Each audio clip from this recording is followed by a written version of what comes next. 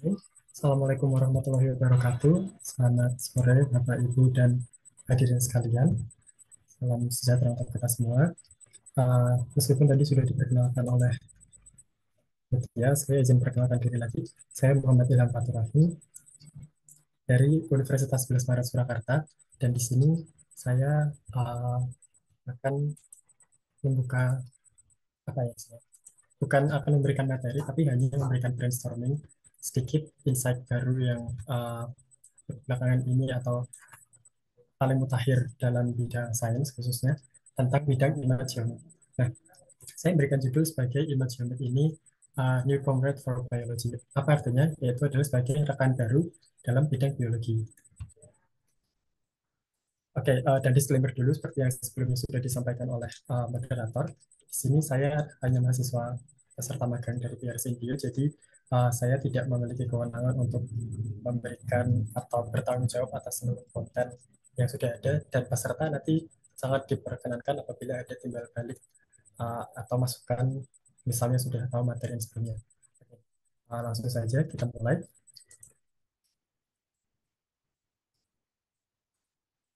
Nah, jadi yang pertama, sebelum mulai sesuatu, tentu kita harus mulai dari definisinya dulu. Sebenarnya apa sih definisi dari imagenomic? Mungkin teman-teman sudah ada yang terbayang ini tuh bentukan kata dari apa dan apa. Nah, kalau misalnya teman-teman sudah cukup familiar dengan dua kata ini tadi, uh, imagenomic ini terbentuk dari dua kata, yaitu image dan juga omic. Image, seperti yang kita tahu, itu artinya adalah gambar. Atau kalau bahasa definisinya lebih ringkasnya lagi, nanti adalah suatu media, suatu representasi visual terhadap sesuatu. Sedangkan omik, mungkin kalau anak-anak biologi sudah cukup familiar ya dengan omik ini. Omik ini didefinisikan sebagai suatu ilmu biologi. Nanti dia yang mengukur serta mendeskripsikan suatu molekul, struktur, fungsi, hubungan, dan apapun itu dari suatu spesies atau suatu organisme. Nah, omik ini biasanya menjadi cabang ilmu baru atau cabang ilmu tersendiri. Ya kan teman-teman, misalnya ada proteomik, misalnya ada genomik, dan sebagainya. Kalau genomik itu berarti kita mempelajari satu set genom dan tata aturannya dari suatu spesies mungkin. Kalau proteomik nanti kita mengkaji satu set protein atau protein-protein yang dihasilkan dari suatu spesies, seperti ikatannya, strukturnya, fungsinya, dan sebagainya gitu. Nah, sekarang kalau imagenomic ini apa sih? Nah, imagenomic ini mengutip dari Ohio State University atau selanjutnya kita singkat sebagai OSU, OSU. Jadi imagenomic ini suatu istilah baru, tools baru yang berupa alat komputasi atau AI atau machine learning yang nanti basisnya itu adalah ilmu biologi yang nanti tugasnya dia akan menganalisis data berupa gambar ya teman-teman. Jadi kalau biasanya AI kan kalau misalnya teman-teman sudah akrab ya kita hanya ngetik lalu datanya kita masukkan. Lalu kita kasih instruksi misalnya buat draft tentang apa dan seterusnya nanti referensinya keluar, bentuknya keluar. Nah, kalau imagenomic ini nanti komputasinya basisnya adalah gambar. Kita masukkan gambar, kita masukkan instruksinya dengan tambahan keterangan gambar ini, nanti si AI itu tadi akan menganalisis, akan memberikan jawaban berupa hasil karakterisasi pola misalnya, berupa hubungan pada skala individu misalnya, dan sebagainya yang basisnya adalah biologis atau basisnya adalah makhluk hidup. Kajian objek utamanya adalah pada makhluk hidup gitu.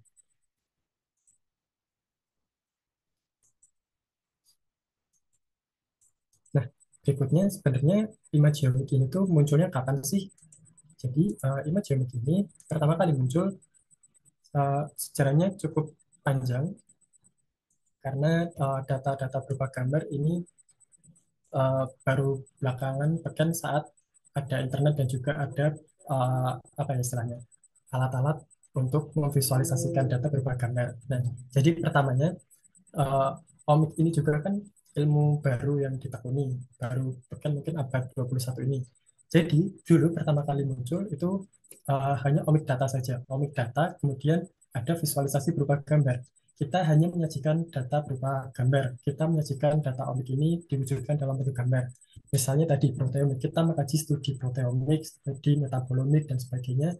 Lalu kita wujudkan dalam bentuk gambar. Misalnya kita memvisualisasikan struktur protein dalam 3 dimensi. Misalnya kita memvisualisasikan hubungan antar protein dalam 3 dimensi, dalam 2 dimensi juga dan seterusnya. Mungkin juga nanti preparat histologis dari suatu uh, penyakit, mungkin dari suatu bagian dari spesies dan seterusnya. Itu semua data, komik data, tapi dalam wujud gambar.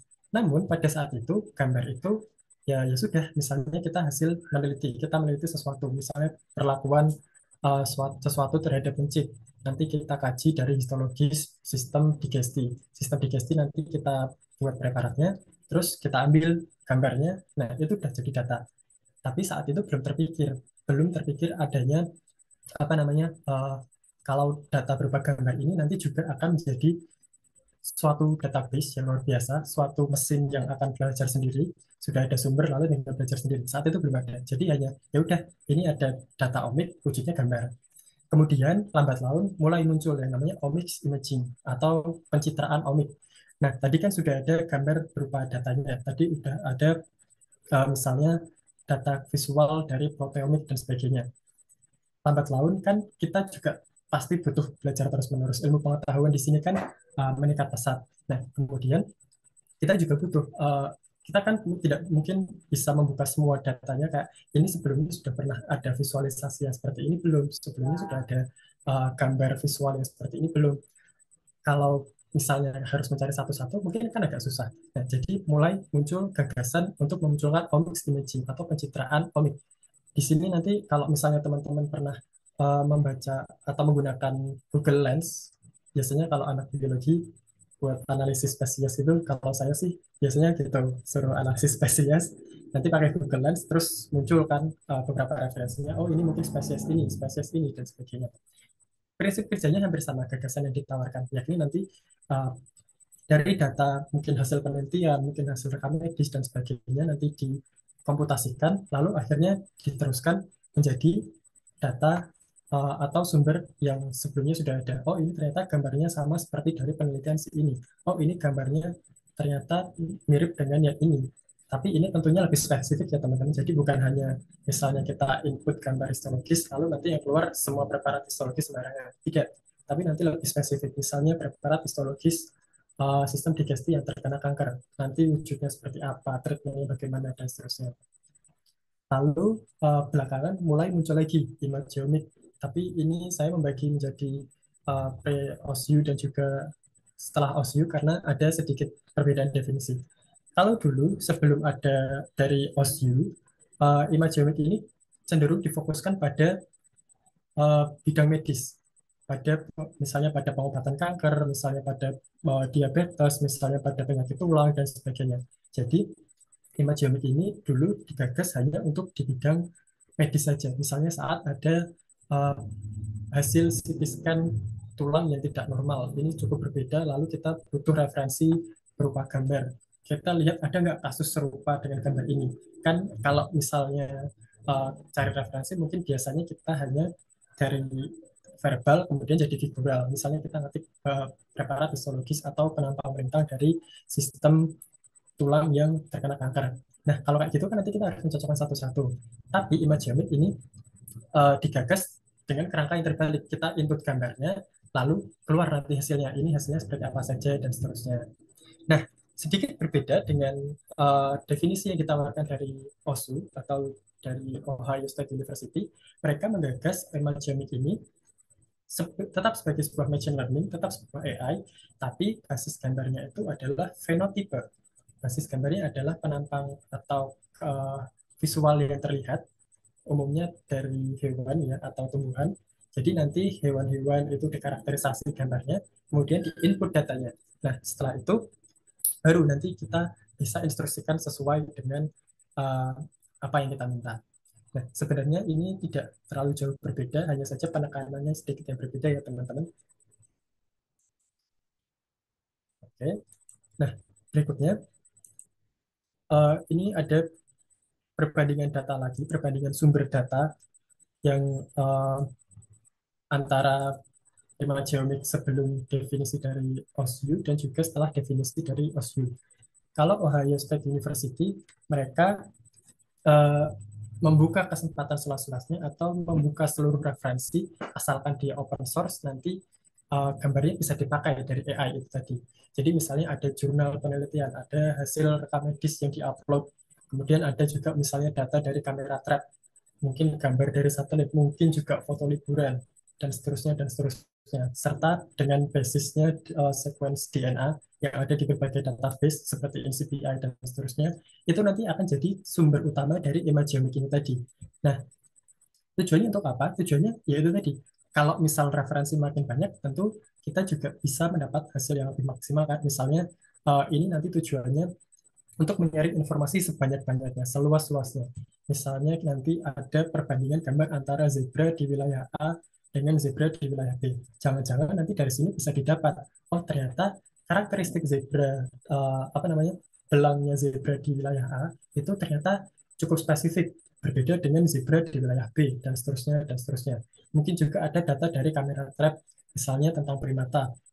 Oh, primata ini tuh sebenarnya tuh endemik, hanya ada di sini. Tapi kok di gambar ini ada juga, tidak sengaja tertangkap kamera, ada primata yang apa namanya, morfologinya tuh mirip, ciri-ciri luarnya mirip. Jangan-jangan ini ada data baru, ada uh, mungkin bisa menjadi suatu apa ya istilahnya, peluang buat riset baru dan seterusnya. Mungkin juga gambar foto liburan dan sebagainya, misal dari Google Map yang tidak sengaja tertangkap, terus habis itu bisa juga jadi peluang baru seperti tadi. Oh ini ternyata kok di sini ada gambar misalnya primata apa tadi, kok seperti monyet, seperti pernah lihat dan seterusnya. Padahal ini harusnya tidak mungkin kan. Nah nanti mungkin bisa jadi peluang untuk riset. Sedangkan kalau sebelumnya, Imagenomics sebelumnya ditawarkan oleh OSU, mereka cenderung fokus ke apa ya, hasil penelitian atau hasil medis saja. Seperti yang bisa dilihat, nah ini datanya umumnya kan memang dari tahap-tahap medis ya teman-teman, ada dari CT, scan, MRI, DMRI dan seterusnya, PET, kemudian juga gambar histologis dan seterusnya. Nah, karena memang kalau dulu awalnya Imagenomics ini difokuskan untuk perawatan atau penanganan medis saja. Jadi kayak kalau dari bidang kedokteran, dari pasiennya seperti apa, tujuannya nanti treatmentnya seperti apa, dan seterusnya.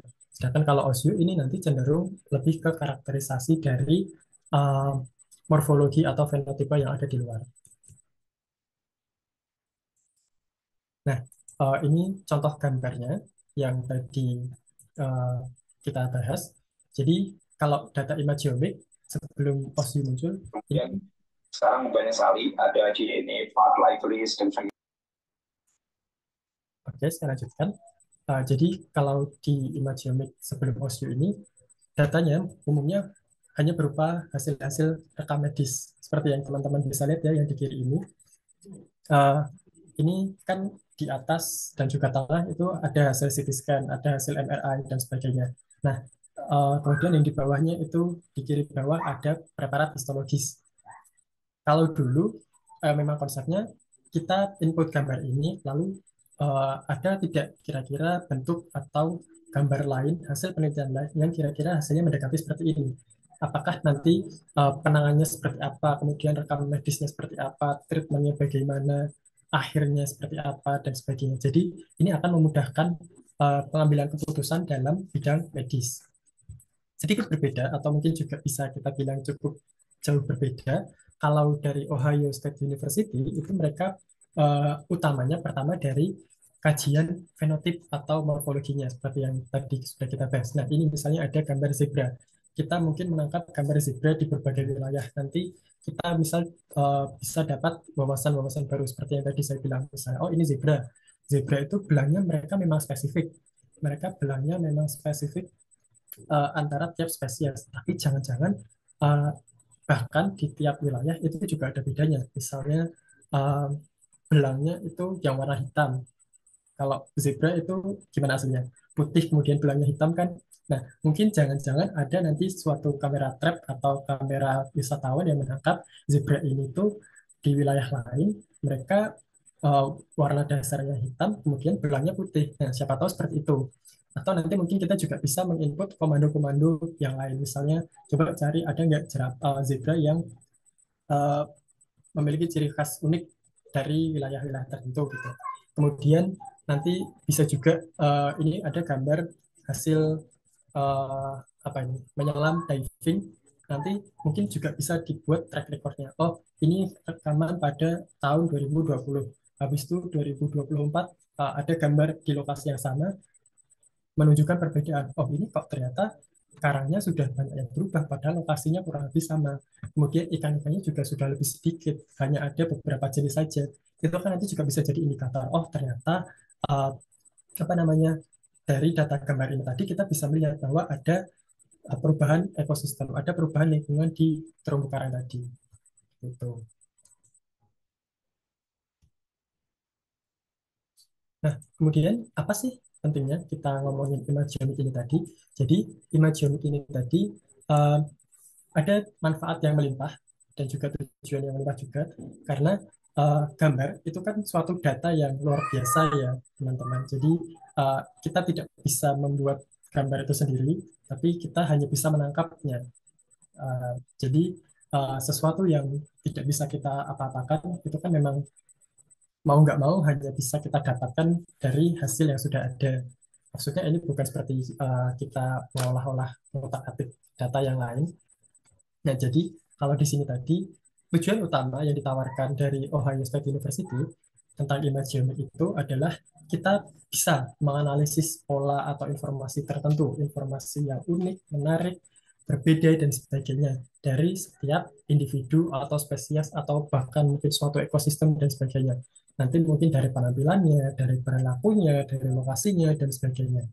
Kemudian lebih jauh lagi, mereka juga menawarkan adanya kemungkinan untuk menganalisis variasi genotipe dan juga kekerabatan dari fenotipe yang ada di luar tadi. Misalnya itu tadi masih sama-sama di Jawa.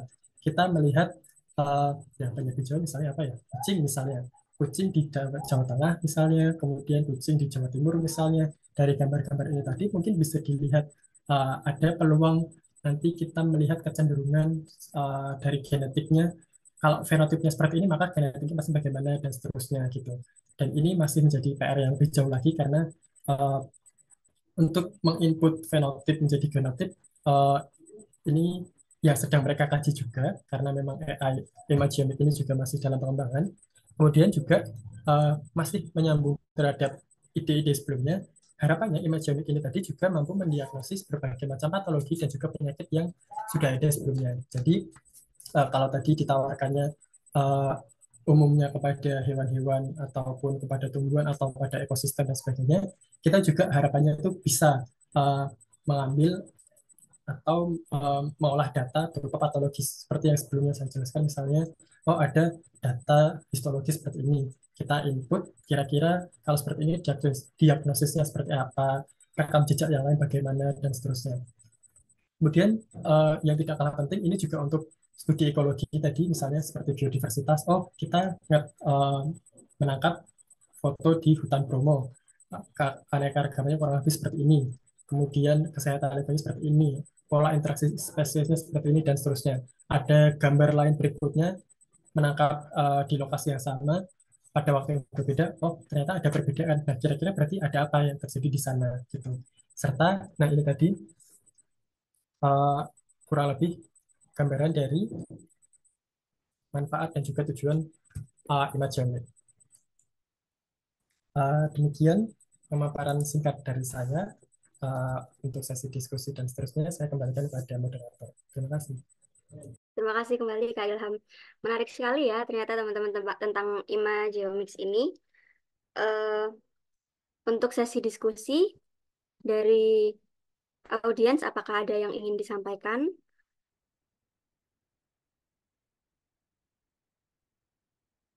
Tidak hanya berupa pertanyaan, barangkali ada opini atau pendapat lain, atau barangkali ada yang eh, aktif ya menggunakan Imagenomics ini, boleh banget buat komentar secara langsung verbal maupun lewat kolom chat.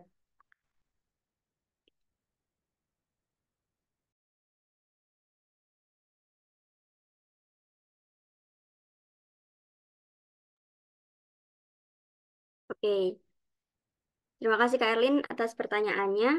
Mau Kak Ilham langsung jawab? Boleh saya izin langsung jawab ya. Ya. Oke. Sebelumnya terima kasih pada Kak Erlin atas pertanyaannya. Jadi gimana sih perkembangan studi imagenomic di Indonesia? Apakah sudah ada tools yang bisa digunakan? Ini pertanyaan yang bagus ya sebenarnya Kak Erlin. Namun sayangnya bahkan di worldwide sepertinya juga belum ada karena dari Ohio State University tadi juga masih dalam tahap pengembangan. Mereka masih menggodok rencana yang sebenarnya ini tuh mungkin bisa dibilang baru digaungkan pada November kayak ini November 2023 kemarin. Ayo kita buat AI baru karena memang lagi marak AI. Kita buat AI baru yang basisnya tuh gambar tapi spesifik di bidang biologi saja. Jadi nanti kan algoritmanya butuh dari ahli IT, tapi untuk sistemnya, kontennya itu butuh dari ahli biologi. Jadi mereka masih mengumpulkan berbagai macam data dan juga uh, apa namanya pekerja yang mampu mengkombinasikan semuanya. Jadi untuk singkatnya, kalau di worldwide saja belum ada, untuk global saja belum ada, maka mungkin kecil kemungkinan ini bukannya pesimis, tapi uh, untuk saat ini memang belum ada. Gitu. Apakah ada tanggapan dari Ari? Oke, berarti emang masih develop ya Kak ya. Maksudnya masih perlu banyak dikembangkan gitu. Kalau aku mau kalau aku mau nambahin dari pertanyaannya, dari pembahasan yang barusan tadi, eh, Kak Ilham sebelumnya pernah dapat referensi nggak barangkali ada web tertentu yang memang dia masih develop, tapi sudah apa ya, sudah ada dalam bentuk AI-nya gitu buat Imagenomic ini. Kalau Imagenomic ini mungkin AI yang sudah ada, mungkin ada beberapa ya, misalnya kayak Perplexity dan sebagainya. Itu tapi masih secara global saja sih. Eh, apa ya? Ya intinya kayak AI pada umumnya kita tanya tentang biologi, jawabannya mungkin bisa, tapi yang sedang dikembangkan ini nanti yang lebih rinci lagi karena kan butuh apa ya?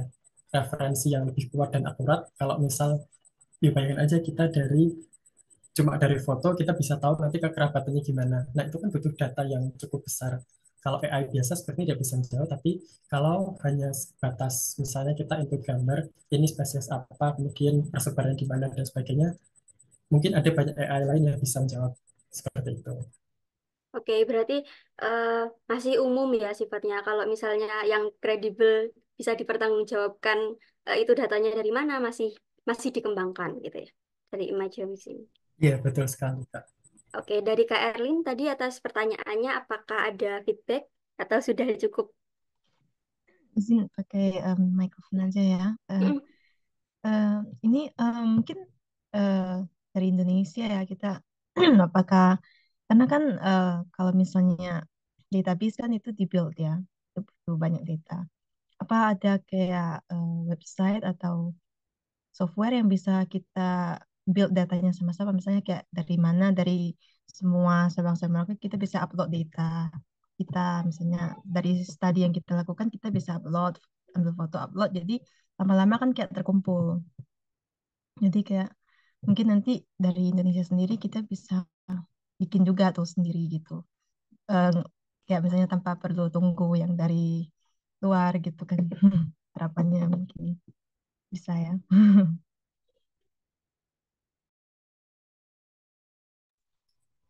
Izin menanggapi ya, Kak Erlin. Sebenarnya saya setuju banget juga. Kita emang nggak harus nunggu dari luar, tapi sebenarnya kalau mau dan ada yang bisa menginisiasi mengumpulkan, mungkin juga keren banget itu nanti.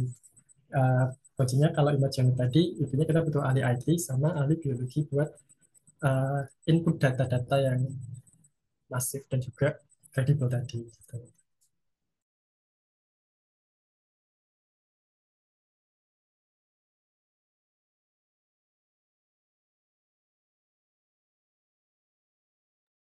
Oke, menarik ya sebenarnya kalau misalnya eh, semangatnya Kak Erlin tadi dimilikin banyak apa ya, saintis Indonesia gitu ya.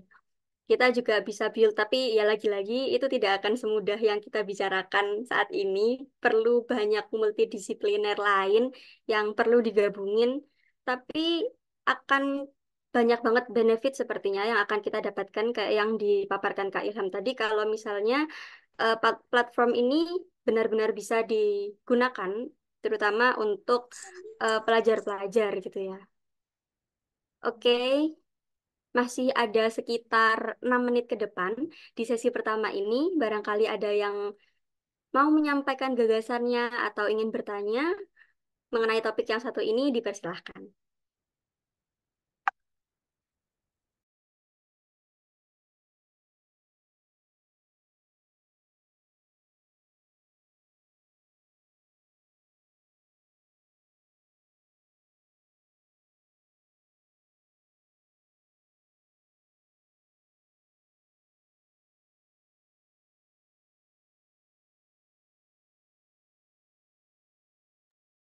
Baik, silakan Bu Anissa.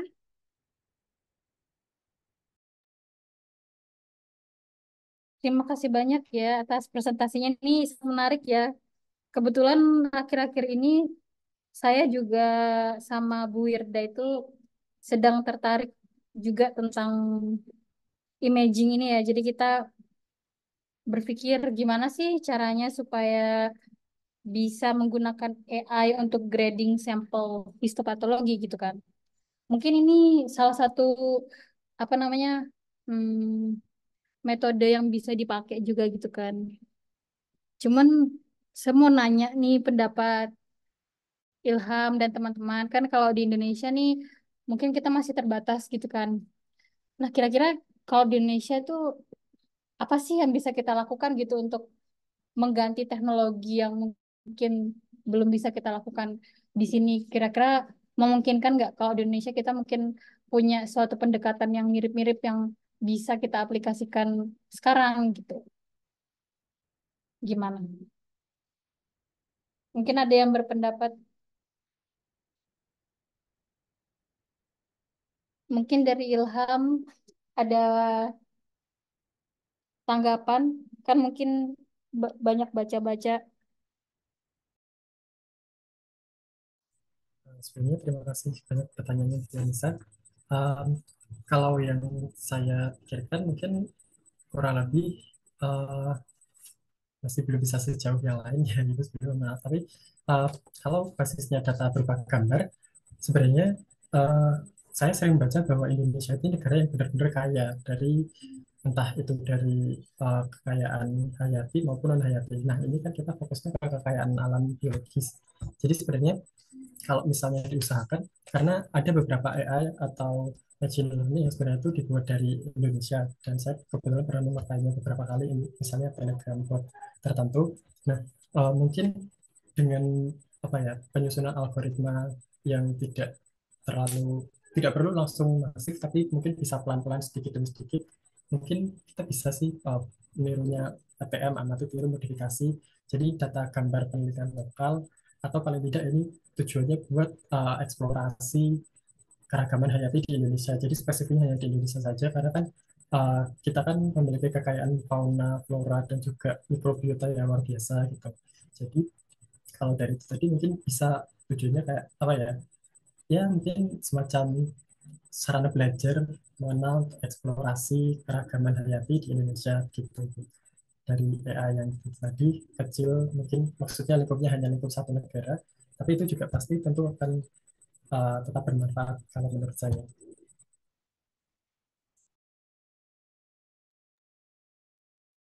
Iya, iya, ya. Menarik. Bagus idenya. Di Indonesia sendiri belum ada ya? Pernah tahu nggak? Kalau imagenomic di Indonesia saya belum pernah dengar itu sebetulnya. Jadi memang kebanyakan referensinya baru dari luar saja, imagenomic ini. Iya, ya. Mohon menanggapi, Bu. Ya, silakan. Beberapa waktu terakhir karena saya ada eh, apa ya survei di lapangan gitu, saya dapat informasi seperti apa ya aplikasi namanya kalau nggak salah itu Plantanet. Mungkin teman-teman ada yang dengar ya? Ada yang pernah dengar atau belum ya? Nah itu dia Belum, itu belum ya Ibu. Jadi belum. Saya, ya ya, saya belum. Ya, lanjutkan. ya itu saya juga nggak tahu sebenarnya dia sama atau tidak dengan Imageomix. Cuman salah satu fungsinya dia itu digunakan untuk eh, kita bisa tahu spesiesnya apa dari dari kita foto eh, apa ya, fenotipnya, bentuk fenotip luarnya itu. Tapi memang batasannya masih banyak sekali opsi di sana. Jadi memang tidak bisa spesifik urutan teratas memang itu jawabannya karena lagi-lagi eh, ini belum apa ya, mungkin developnya belum belum belum maksimal. Jadi fungsinya memang masih kayak Google gitu, cuman dia lebih berfokus pada membaca jenis spesies dari gambar yang kita upload ke sana.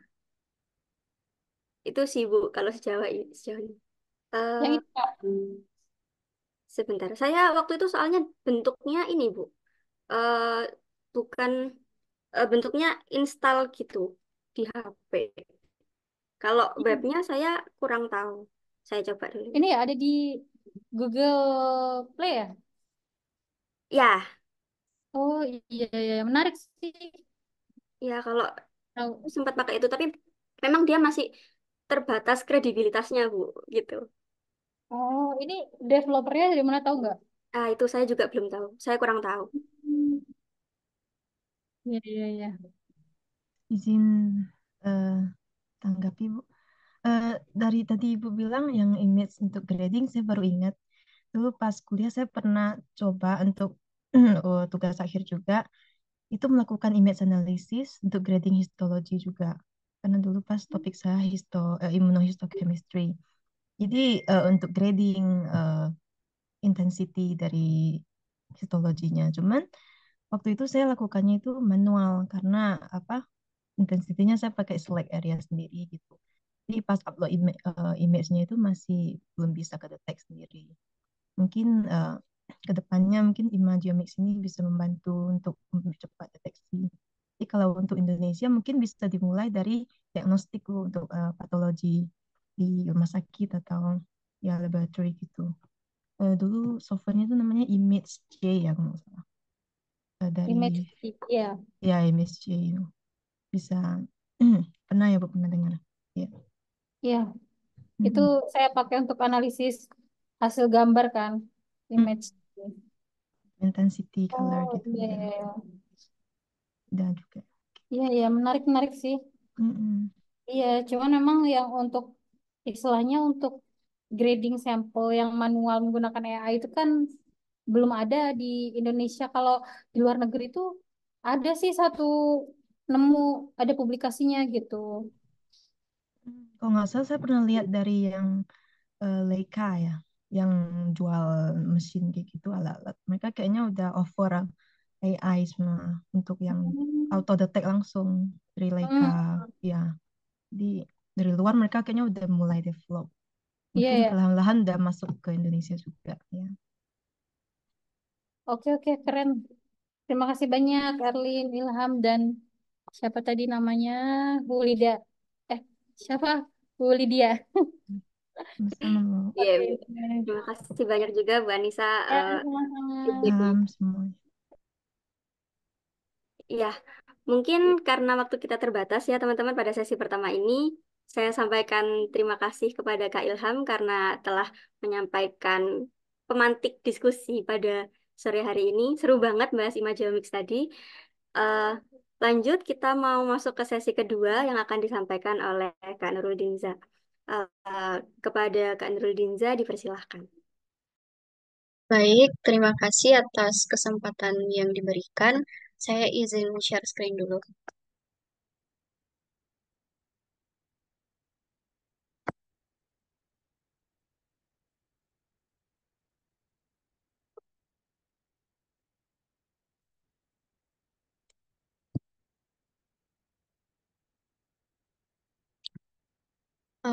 Apakah slide-nya sudah terlihat? Sudah terlihat. Baik. Selamat sore semuanya. Perkenalkan, saya Nuruldin Zajania, em, peserta intern in Bio Batch 3.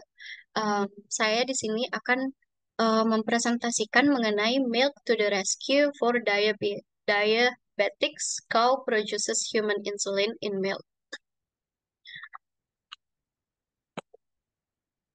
Nah, Adapun berita yang saya dapatkan ini berasal dari Science News dengan judul yang sama yaitu Milk to the Rescue for Diabetics, Cow Produces Human Insulin in Milk, atau susu yang sebagai penyelamat untuk penderita diabetes, di mana sapinya itu memproduksi insulin dari manusia. Uh, un- Baik, untuk tanggalnya sendiri itu saya dapat berita ini pada tanggal 13 Maret 2024 dengan sumber dari University of Illinois College of Agricultural, Consumer, and Environmental Sciences. Untuk materinya, untuk pertama kalinya, para ilmuwan ini mengubah genetika seekor sapi berwarna coklat di Brazil dan menghasilkan insulin manusia dan proinsulin. Proinsulin ini yaitu prekursor dari insulin atau insulin dalam tahap yang tidak aktif dalam susu sapi transgenik. Untuk pengenalannya sendiri, kita masuk kepada situasi saat ini, di mana diabetes ini merupakan suatu kondisi yang berkembang ketika tubuh tidak dapat memproduksi atau menggunakan insulin dengan baik, yang mana kadar insulin kita, kadar gula darah pada penderita diabetes itu tidak seimbang, sehingga penyerapan energinya juga menjadi terganggu, di mana penderita diabetes pada tahun 2021 itu mencapai 537 juta orang di seluruh dunia dan diperkirakan akan mencapai 783 juta orang pada tahun 2045. Tentunya angka yang semakin lama semakin meningkat ini akan membutuhkan insulin yang juga lebih banyak lagi ke depannya. Nah, karena permintaan insulin global sangat tinggi dan mahalnya harga insulin, seringkali sulit untuk mendapatkan insulin yang dibutuhkan oleh orang-orang di seluruh dunia, atau tidak semua orang kemudian dapat mengakses insulin ini, terlebih harganya itu ada di kisaran sekitar 200.000 atau 400 ribuan. Nah, kemudian untuk produksi insulin saat ini insulin manusia itu diproduksi dari bakteri E. coli atau jamur Saccharomyces cerevisiae dengan menggunakan teknik rekayasa genetika, di mana produksi ini menggunakan plasmid DNA dari bakteri yang kemudian akan direkombinasikan dengan DNA yang berasal dari gen produksi insulin pada manusia, di mana DNA rekombinan itu kemudian akan dimasukkan ke sel host atau inang yang berupa bakteri atau yeast, yang mana kemudian setelah itu akan difermentasikan di dalam tank fermentation atau diperbanyak bakterinya sehingga akan menghasilkan insulin yang lebih banyak. Setelah itu kemudian baru insulin yang dihasilkan itu dapat diekstraksi dan dipurifikasi menjadi insulin yang dapat dimanfaatkan oleh para penderita diabetes. Nah, adapun saat ini sudah ada beberapa solusi di mana susu hewan transgenik ini dapat menghasilkan protein terapeutik atau memberikan manfaat kesehatan bagi manusia yang memiliki kelainan metabolik. Misalnya eh, pada sapi, eh, kelinci, eh, em, babi, dan sapi. Pada kambing maksud saya. Nah, hewan transgenik itu dianggap sebagai kandidat yang potensial atau memiliki kemampuan untuk memproduksi protein rekombinan dalam skala besar. Misalnya, yang diproduksi oleh kambing itu berupa human antithrombin, yang mana kegunaannya itu berguna untuk mencegah terjadinya eh, penyumbatan darah, yang dimana statusnya pada saat ini tuh sudah di-approve oleh FDA atau eh, Food and Drug Administration di Amerika pada tahun 2009. Kemudian ada protein human butyrylcholinesterase yang mana tugasnya itu untuk membreakdown toxic nerve agents. Dan statusnya pada saat ini telah selesai pada fase 1 uji klinis. Kemudian protein yang dihasilkan oleh babi yaitu Human Coagulation Factor 8 fusion protein yang mana digunakan sebagai uh, untuk menghentikan pendarahan pada orang yang menderita hemofilia. Dan statusnya pada saat ini itu berada pada uji klinis fase ketiga. Kemudian ada pada kelinci, yaitu human fibrinogen, yang membantu dalam koagulasi darah. Dan sekarang itu statusnya sudah berada pada uh, uji klinis fase ketiga, dan kemudian human C1 inhibitor, yang kegunaannya itu untuk mengobati angiodema yang diakibatkan oleh penyakit herediter, dan statusnya itu sudah di-approve sama seperti human antitrombin tadi di beberapa negara, yaitu di Amerika, di Israel, dan di 28 negara di Eropa. Dan ada human myelin basic protein yang sekarang statusnya itu dalam tahap pengembangan dan penelitian. Dan yang terakhir baru-baru ini yaitu insulin dari susu sapi. Nah, untuk susu sapi transgenik penghasil insulin ini digunakan dikarenakan hewan transgenik itu dianggap sebagai kandidat yang potensial untuk memproduksi protein rekombinan dalam skala yang besar. Contohnya pada susu. Susu ini itu dianggap lebih menguntungkan untuk memproduksi protein rekombinan dikarenakan susu sapi ini dapat dihasilkan dalam jumlah yang besar dan jangka waktu produksinya itu dapat dihasilkan dalam jangka waktu yang lama, sehingga peneliti kemudian memilih susu sapi untuk sebagai tempat untuk menghasilkan insulin. Nah, adapun dua langkah utama yang digunakan oleh para peneliti itu, yang pertama, mereka menghasilkan hewan transgenik yang mengandung transgen atau cloning gen promotor beta kasein dan insulin manusia yang dikultur menggunakan hormon laktogenik. Nah, di samping ini ada konstruksi dari vektornya, yaitu lentiviral, vektor lentiviral yang digunakan, yang di dalamnya sudah disisipi gen beta kasein dan gen insulin manusia.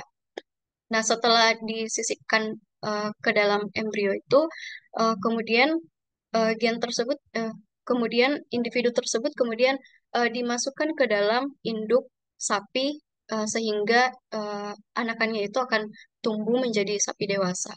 Setelah menjadi sapi dewasa, kemudian dilakukan induksi agar sapi tersebut dapat menghasilkan susu, yang mana di dalam susu itu nantinya akan menghasilkan insulin. Nah, setelah sapi tersebut telah berhasil menghasilkan susu, walaupun dalam penelitian ini, penelitian ini itu masih sangat terbatas karena susu sapi yang dihasilkan itu dalam jumlahnya itu masih sangat kecil, sehingga jika kita mau menggunakannya sebagai sumber penghasil insulin, masih jauh dari yang diharapkan. Namun karena sudah ada insulin yang dihasilkan, maka selanjutnya dilakukan tes Western blotting dan spektrometri massa untuk mengevaluasi keberadaan protein insulin ini pada susu sapi transgenik tadi. Nah, kemudian untuk hasilnya, hasil analisis Western blotting dan spektrometri massa itu ditemukan bahwa terdapat proinsulin dan insulin pada susu yang dievaluasi dari sapi transgenik, yang awalnya sebenarnya sapi transgenik ini hanya diharapkan untuk dapat memproduksi proinsulin atau prekursor dari insulin. Namun kemudian setelah dianalisis lebih lanjut, ternyata pada sapi tersebut juga didapatkan insulin, sehingga dapat diketahui bahwa di dalam kelenjar susu dari sapi itu, proinsulin ini dapat berubah menjadi insulin secara alami. Nah, kemudian dari tanggapan Dr. Matthew B. Wheeler, yaitu peneliti dari susu sapi transgenik penghasil insulin ini, mereka itu telah mampu memproduksi insulin manusia bioaktif dalam susu sapi, yang tujuannya itu untuk menghasilkan sumber insulin yang yang memiliki nilai ekonomi yang lebih rendah sehingga dapat diakses oleh lebih banyak masyarakat yang kurang mampu, sehingga uh, ini betul-betul dapat dijadikan sebagai salah satu sumber insulin yang lebih efisien, lebih terjangkau harganya. Nah, kemudian ada kelebihan dan kekurangan juga di dalam penelitian ini, di mana untuk kelebihannya itu untuk membuat insulin itu bisa lebih mudah tersedia karena uh, dihasilkan dari susu sapi transgenik. Kemudian kelebihan yang kedua itu dia dapat meningkatkan kemungkinan produksi insulin yang lebih terjangkau, sehingga lebih banyak masyarakat yang akan dapat menggunakan insulin yang lebih terjangkau ini. Kemudian memberikan pengetahuan baru potensi susu dalam terapeutik, kemudian membuka pintu bagi penelitian lebih lanjut. Untuk kekurangannya sendiri, hewan transgenik ini seringkali kesulitan untuk hamil melalui cara alami atau buatan. Dalam penelitian ini sendiri itu, pada penelitian Dr. Wheeler, eh, sapi transgenik yang dihasilkan itu sangat sulit untuk hamil, sehingga produksi susunya juga itu sangat sulit untuk dihasilkan. Maka dari itu, para ilmuwan kemudian mencari cara bagaimana agar eh, sapi ini dapat menghasilkan susu yang di dalamnya itu terkandung protein insulin. Mereka kemudian menginduksi sapi tersebut agar dapat menghasilkan susu. Sehingga kita dapat simpulkan bahwa hewan transgenik memang sangat sulit untuk menghasilkan susu, hamil apalagi menghasilkan susu. Nah, kemudian kekurangan selanjutnya itu produksi susu yang terkandung di produksi insulin yang terkandung di dalam susu ini ada dalam jumlah yang kecil sehingga masih belum efektif untuk dijadikan sebagai sumber insulin. Kemudian kekurangan selanjutnya itu insulin yang diproduksi belum dapat dibuktikan aktif secara fisiologis atau eh, belum dapat diketahui bahwa insulin yang dihasilkan dari sapi transgenik ini betul-betul mampu untuk menormalkan kadar gula darah pada pasien diabetes. Kemudian kekurangan terakhir yaitu tidak diketahui enzim mana yang membantu mengubah proinsulin menjadi insulin. Seperti yang saya jelaskan sebelumnya bahwa eh, target dari penelitian ini sebenarnya hanya menghasilkan proinsulin. Namun ternyata hasil yang didapatkan itu sapi tersebut juga dapat menghasilkan insulin. Sehingga perlu dikaji lebih lanjut enzim manakah yang berada pada kelenjar susu sapi yang dapat mengubah proinsulin ini menjadi insulin. Karena ditakutkan nanti adanya hipersensitivitas pada orang-orang yang sensitif pada protein-protein tertentu. Nah, kemudian untuk potensinya di masa depan, ada pendapat dari Dr. Splencer yang menyatakan bahwa metode produksi insulin sebelumnya itu sebenarnya lebih manusiawi dan tidak memerlukan penggunaan embrio atau hewan transgenik karena hanya menggunakan sel E. coli atau bakteri atau sel yeast uh, dari Saccharomyces sehingga uh, banyak orang yang lebih memilih untuk menggunakan insulin yang telah diproduksi sebelumnya. Namun untuk pendapat dari Dr. Wheeler selaku pelaku dari atau yang melakukan penelitian susu insulin ini, dia optimis bahwa suatu hari nanti kita mungkin dapat menggunakan susu sebagai sumber protein medis yang penting bagi manusia dan bahkan mungkin ke depannya kita dapat mengembangkan cara untuk memberikan insulin kepada pasien diabetes tanpa menggunakan suntikan. Namun hal itu masih butuh beberapa waktu lagi untuk dikembangkan dan masih banyak PR untuk uh, menyempurnakan metode yang dilakukan sebelumnya. Misalnya tadi pada produksi susu sapi ya, dari sapi transgenik. Mungkin cukup sekian yang apa yang dapat saya sampaikan pada presentasi hari ini.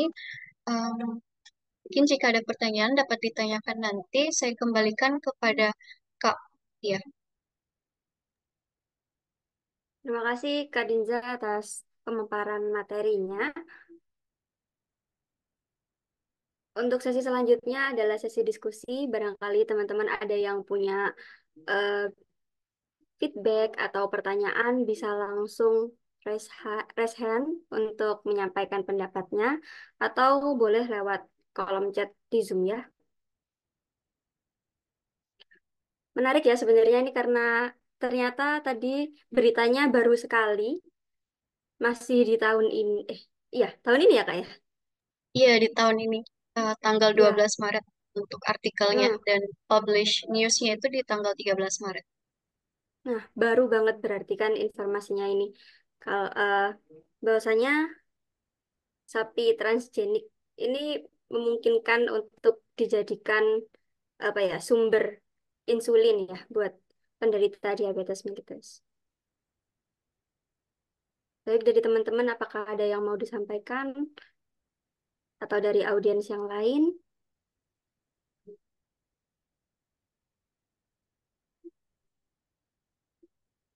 Sambil menunggu pertanyaan atau feedback dari teman-teman yang lain, aku mau tanya nih ke Kak Dinza.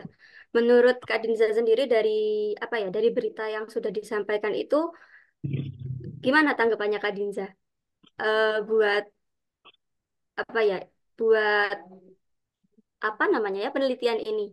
Kira-kira di masa depan apakah benar seperti yang katanya penelitinya tadi, ini bisa dikembangkan dan bakal potensial banget buat membantu penderita diabetes mellitus atau bahkan kontra sama penelitian ini? Kalau menurut saya pribadi, em, saya juga turut optimis dikarenakan penelitian-penelitian sebelumnya itu kan sudah ada yang menggunakan eh, protein yang dihasilkan oleh hewan transgenik. Contohnya yang telah saya tadi paparkan itu ada dari kelinci, ada dari kambing, dan ada dari babi, dan kedua di antaranya itu bahkan sudah di-approve oleh FDA dan sudah dikomersialkan di beberapa negara seperti di Amerika, Israel, dan 28 negara Eropa lainnya. Jadi ke depannya mungkin saya cukup optimis untuk penelitian ini. Mungkin ada beberapa hal yang masih perlu dikaji lebih lanjut mengenai metodenya sendiri, tapi saya yakin ke depannya akan lebih banyak orang yang tertarik pada penelitian ini dan akan mengubah produksi insulin menjadi lebih efisien, lebih murah tentunya. Oke, kalau semisal kita masuk ke ranahnya Indonesia, mungkin nggak sih Indonesia bakal produksi yang semacam ini? Dilihat kan kalau misalnya kita ngomongin spesies hewan kan dia ini ya spesifik kan. Apakah kira-kira yang transgenik seperti ini juga bisa dihidupkan di Indonesia Jadi atau gimana? menurut berita yang saya baca, sebenarnya untuk sapi yang digunakan ini kan berasal dari Brazil, yaitu sapi jenis Bos Taurus.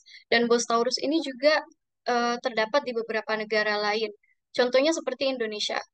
Eh, jadi menurut saya sebenarnya kalau dari spesies kita juga bisa untuk mengembangkan insulin dari sapi transgenik ini gitu.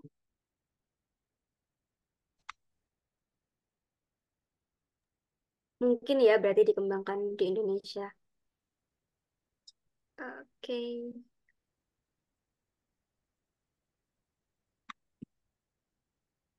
Gimana teman-teman? Apakah masih ada yang ingin didiskusikan?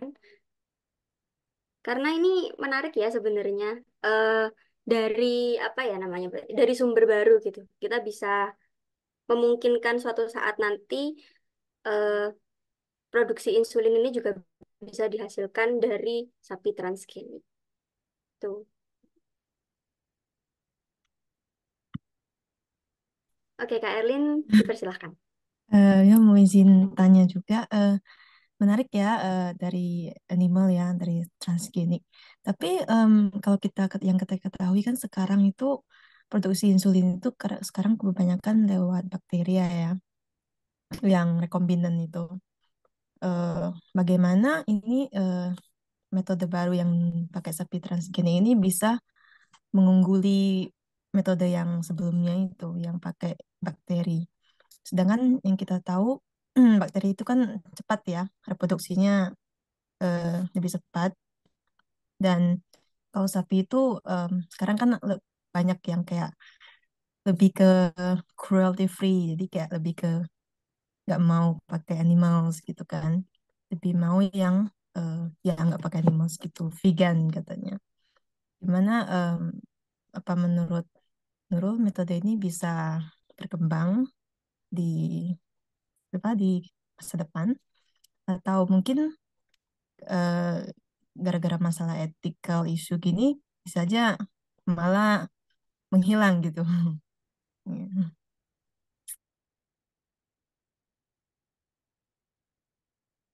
Em, Baik, terima kasih dari Kak Erlin atas tanggapannya.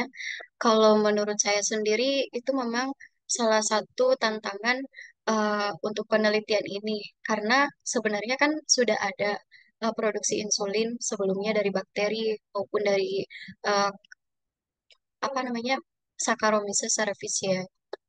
Tapi kemudian dikarenakan harganya yang masih cukup tinggi karena pemprosesannya itu masih lebih rumit, makanya dikembangkan susu transgenik ini yang dapat menghasilkan insulin. Eh, Kemudian untuk keuntungannya sendiri itu sebenarnya diharapkan ke depannya penderita diabetes itu tidak perlu suntikan lagi, namun mereka mungkin bisa mengkonsumsi langsung insulinnya begitu. Tapi saya juga masih perlu cari tahu lebih lanjut mengenai hal ini, dikarenakan penelitian ini masih tergolong sangat baru dan untuk pemprosesannya itu belum ada uji-uji klinis dan segala macam hal ke depannya. Tapi untuk dilihat dari tujuan-tujuannya, sebenarnya potensinya itu sangat besar. Baik, makasih. Iya ya, bisa minum susu insulin gitu ya langsung ya, tanpa pakai suntik, benar. Lebih, pasti lebih diminati ya. Oke, baik, terima kasih tanggapannya Nurul. Ya, makasih juga, Kak.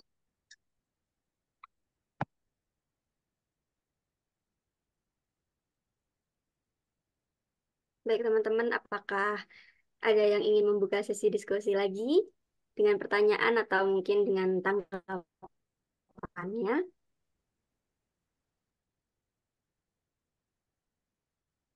Atau mungkin teman-teman ini masih ini ya, lagi cari informasi lagi gitu ya?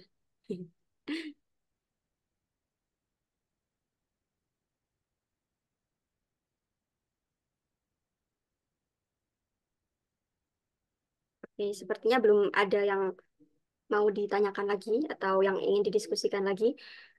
Terima kasih Kak Nurul Dinza atas penyampaian materi diskusinya pada sore hari ini.